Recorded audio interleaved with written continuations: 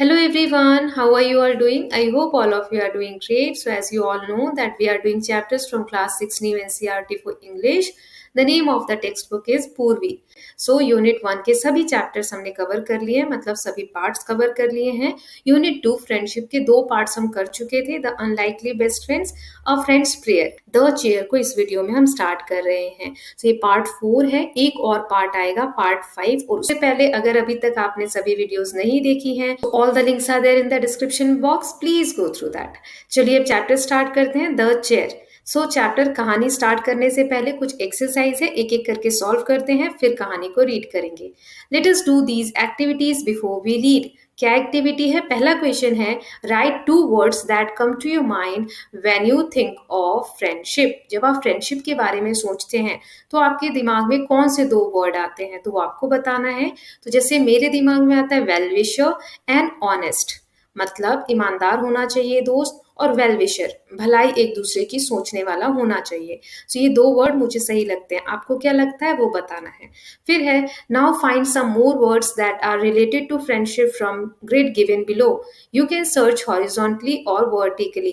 There are 8 words. One word has been marked as an example. The first letter of each word has been given in bold. So यहाँ पर इस grid से आपको words पता करने हैं. 8 word इसमें छुपे हुए हैं जो कि मीनिंगफुल हैं और फ्रेंडशिप के लिए यूज हुए हैं. एक हमें यहाँ दिया हुआ है हेल्पफुल. सो यहाँ मैं फाइंड आउट करके साइड में लिख रही हूँ, आप यहाँ से रेफर कर सकते हैं. हर वर्ड का पहला लेटर हाईलाइट करके दिया हुआ है. जैसे पहला हमने देख लिया हेल्पफुल, फिर ये रहा सपोर्ट, ये रहा trust, then loyal, then loving, then laughter, then caring, then hope. So ये 8 वर्ड्स हमारे हो गए.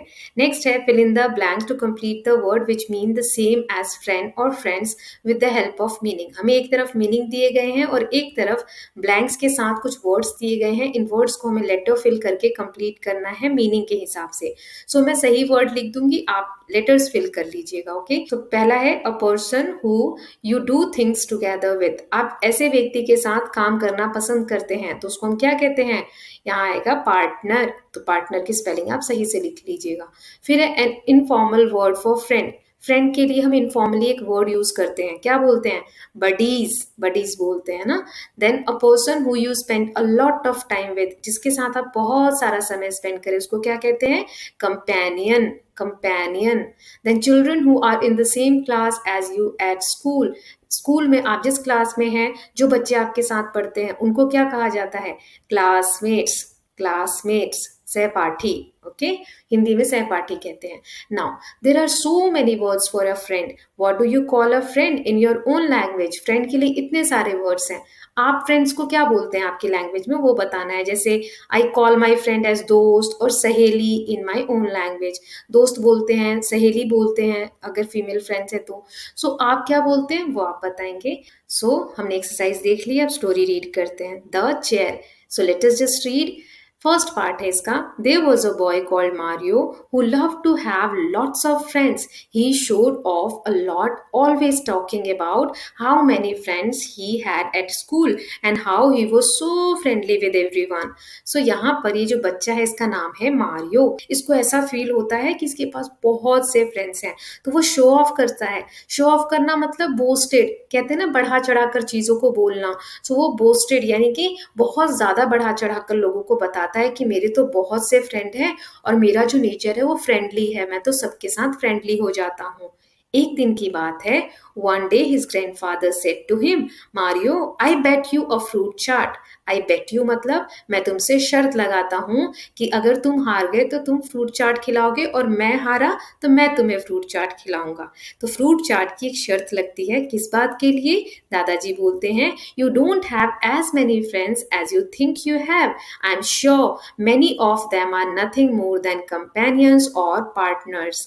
तो दादाजी कहते हैं कि मैं शर्त लगाता हूँ कि जितने तुम बोलते हो कि तुम्हारे दोस्त हैं, उतने दोस्त तुम्हारे नहीं हैं. तुम्हारे साथ क्लास में या कहीं पर बहुत ज्यादा टाइम स्पेंड करते हैं, तुम्हारे कंपेनियंस हैं या पार्टनर्स हैं, उन्हें तुम सबको दोस्त नहीं कह सकते. Now Mario accepted the bet readily. Accepted मतलब अग्री करना और रेडली मतलब तुरंत. Without any problem. So Mario तुरंत बिना किसी दिक्कत के कहता है, ठीक है, मैं इस शर्त के लिए तैयार हूँ। However, he wasn't sure how he could test whether his schoolmates were real friends or not. वो लेकिन श्योर नहीं होता कि आखिर वो चेक करेगा कैसे कि जो उसके स्कूलमेट्स हैं, जो साथ में स्कूल में पढ़ते हैं, जिन्हें वो फ्रेंड कहता है, वो रियल फ्रेंड है या नहीं। So he asked his grandpa for help, तो वो दादाजी से हेल्प मांगता है। He suggested, I have exactly what you need, it's in the attic, wait here a minute. तो दादाजी कहते हैं कि मेरे पास एग्जैक्ट वही चीज है जो तुम्हें चाहिए। वो कहाँ रखी हुई है? एटिक में। एटिक मतलब क्या होता है? Storage space in a house just under the roof. इसको क्या बोलते हैं? दुछत्ती या टांड जैसा कोई वर्ड यूज होता है ना, जो हम हिंदी में बोलते हैं सामान रखने की जगह, रैक जैसा जो बना होता है घरों में, उसे हम एटिक बोलते हैं। अटारी भी बोलते हैं हिंदी में, ठीक है। सो दादाजी कहते हैं जो तुम्हें चाहिए एग्जैक्ट वो चीज है मेरे पास, वो अटारी पे रखी हुई है, मैं लेकर आता हूँ। Grandpa left, soon returning as though carrying something in his hand, but Mario could not see anything. Grandpa थोड़ी देर में लौट कर आते हैं और ऐसे हाथ का जेस्चर करके आते हैं जैसे मानो उन्होंने हाथ में कुछ पकड़ रखा हो, लेकिन मारियो को तो उनके हाथ में कुछ दिखता ही नहीं है। Take it, it's very special chair. As it's invisible, it's rather tricky to sit on it. दादाजी कहते हैं ये लो पकड़ो, ये एक बहुत स्पेशल चेयर है, ये इनविजिबल है। इनविजिबल मतलब इम्पॉसिबल टू सी, जो दिख नहीं रही है चीज, दिख ही नहीं सकती।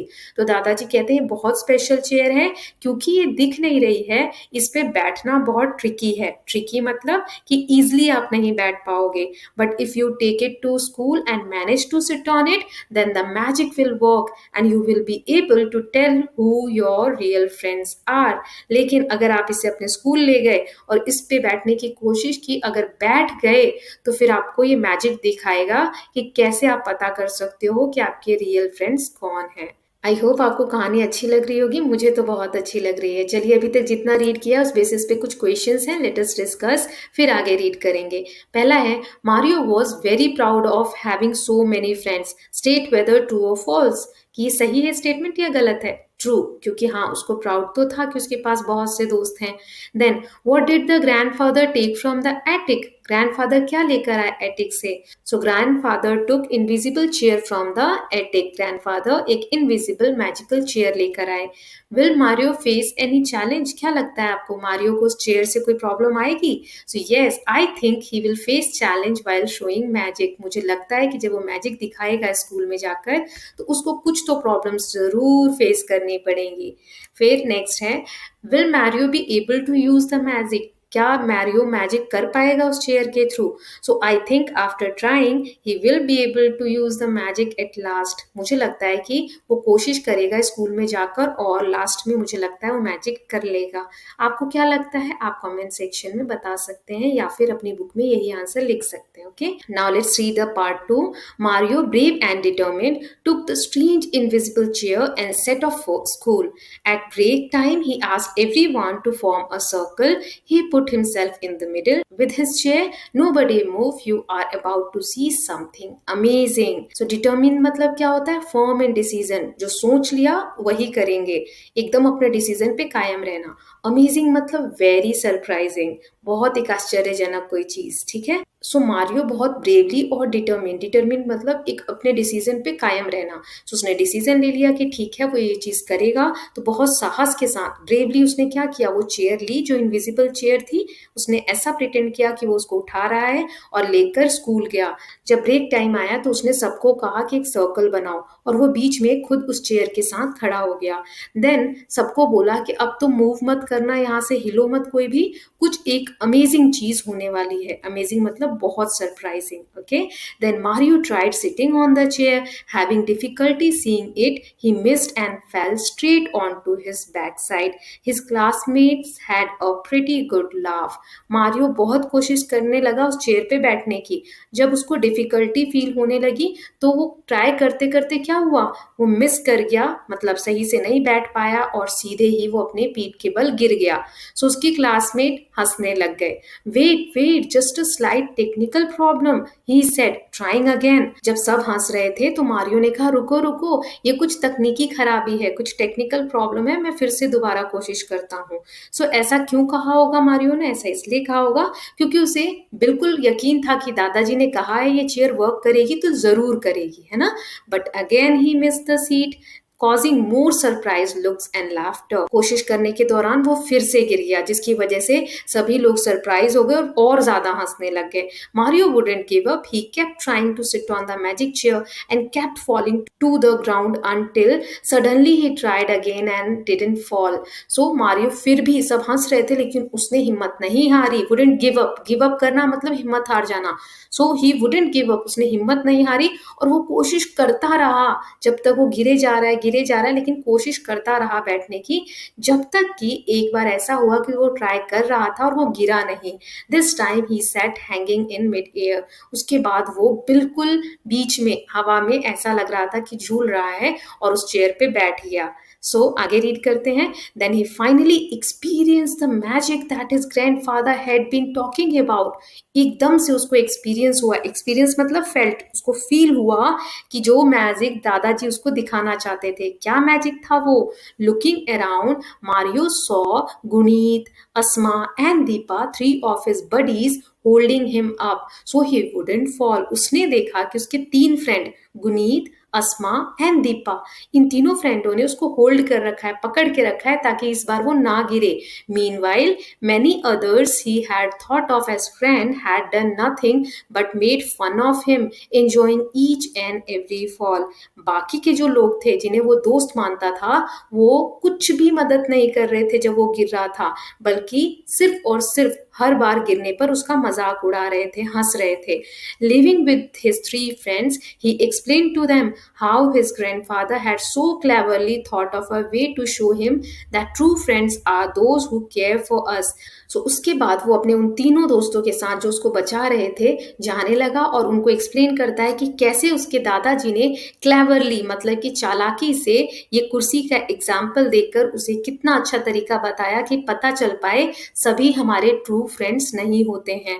ट्रू फ्रेंड्स कौन होते हैं? जो हमारी केयर करते हैं। A friend wouldn't be someone who takes joy in our bad luck, वो तो दोस्त हो ही नहीं सकते जो हमारा बैड लक चल रहा हो या हमारे साथ कुछ बुरा हो रहा हो और वो उसमें मजे ले रहे हो या खुशी मना रहे हो। सो इस तरीके से मारियो को अपने दादाजी से ये बहुत अच्छी सीख मिली। That evening the four children went to see Mario's grandpa as he had won the bet. So उस शाम को सभी बच्चे उसके दादाजी से, मारियो के दादाजी से मिलने गए। क्यों? क्योंकि उसके दादाजी बेट यानी शर्त जीत गए थे। शर्त किस चीज की थी?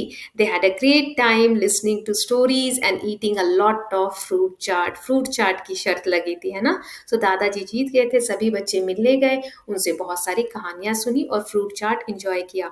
From then on they use the magic chair test on many occasions and whoever passed became friends for life. फिर उसके बाद वो बहुत बार जब कोई नया व्यक्ति मिलता था तो चेयर वाला टेस्ट जरूर करते थे ताकि पता लग सके कि कौन सा दोस्त हमारे साथ जीवन भर दोस्ती निभाने लायक है। ओके, सो बहुत ही प्यारी कहानी थी, मुझे तो बहुत अच्छी लगी। आपको कैसी लगी कमेंट सेक्शन में बताइएगा। अब कुछ क्वेश्चंस है, लेट अस डिस्कस, एक एक करके देखते हैं। पहला है, Mario successfully set on the invisible chair on his first attempt. क्या वो पहली बार में ही चेयर पे सही से बैठ गया था? आपको बताना है ये ट्रू है या फॉल्स है। तो ये स्टेटमेंट फॉल्स है, यानी कि गलत है, क्योंकि उसने बहुत बार कोशिश की थी तब जाके वो बैठ पाया था, है ना। फिर सेकेंड है, fill in the blanks with a suitable word. Mario's grandfather challenged him a bet of, किस चीज की बेट लगी थी? फ्रूट चाट, है ना। फिर match the following characters with their action. यहाँ पर जो नाम दिए गए हैं गुनीत, आसमा एंड दीपा, उन्होंने कौन सा एक्शन दिखाया था उसको मैच करना है उनके कैरेक्टर से। So help Mario up so he wouldn't fall और मेड फन ऑफ मारियोज अटेम्प्ट, इन्होंने हेल्प की थी, फन नहीं बनाया था, मजाक नहीं बनाया था। अब आगे दिया हुआ है, let us think and reflect. कुछ लाइनें दी गई हैं, we have to read that and answer the following. So A वाला देखते हैं, take it, it's a very special chair as it's invisible, it's rather tricky to sit on, but if you take it to school and manage to sit on it, then the magic will work and you will be able to tell who your real friends are. दादाजी ने chair देते वक्त क्या बताया Mario को? कि ये chair बहुत स्पेशल है, ये दिख नहीं रही है, लेकिन आप अगर इस पे बैठ जाओगे तो आपको पता चल जाएगा कौन आपका सच्चा मित्र है और कौन नहीं है। Now fill in the blanks with two words that describe the chair. The chair is dash and dash. दो वर्ड हमें ढूंढने इन लाइनों में से जो चेयर के लिए हैं। So special and invisible. Special भी है चेयर और इनविजिबल भी है। Then why was it tricky to sit on the chair? ये ट्रिकी क्यों था चेयर पे बैठना? As the chair was invisible so it was tricky to sit on it. Invisible थी चेयर, दिख ही नहीं रही थी, तो इसलिए उस पर बैठना ट्रिकी था। Then why does Mario's grandfather call the chair special? Grandfather ने चेयर को स्पेशल क्यों कहा? So he call the chair special because it can test the true friendship through magic. ये चेयर मैजिक के थ्रू सच्चे दोस्तों को पहचान सकती थी, इसीलिए दादाजी ने इसे क्या कहा? स्पेशल चेयर कहा। Now wait, just a slight technical problem, he said, trying again. But again he missed the seat, causing more surprise looks and laughter. Mario's wouldn't give up. So यहाँ पर इसमें हमने देखा था कि जब वो गिर जाता है सब हंसने लगते हैं, तो मारियो कहता है रुको रुको, कुछ तकनीकी प्रॉब्लम आ गई है, मैं फिर से कोशिश करता हूँ। सभी हंसने लगे थे, लेकिन मारियो ने गिव अप नहीं किया, हार नहीं मानी। सो पहला है fill in the blank with suitable reason. क्या रीजन आएगा इसका कि Mario says there was a technical problem. क्यों कहा होगा टेक्निकल प्रॉब्लम है? Because he wanted to give another chance to the magic to happen. क्योंकि उसको पता था कि मैजिक तो होना ही है, दादाजी ने बोला है तो, है ना। सो वो बस एक चांस और देना चाहता था। So Mario's friends were very caring and helpful, state whether true और फॉल्स। क्या मारियो के जो फ्रेंड थे बहुत केयरिंग और हेल्पफुल थे? तो अगर हम गुनीत और आसमा और एक और जो फ्रेंड है उसकी बात करें तो हाँ वो लॉयल थे, लेकिन जो ऊपर लाइनें दी गई हैं उसके हिसाब से देखें तो ये स्टेटमेंट फॉल्स है। क्यों? क्योंकि वो लोग तो मजाक उड़ा रहे हैं उसका, है ना, हंस रहे हैं।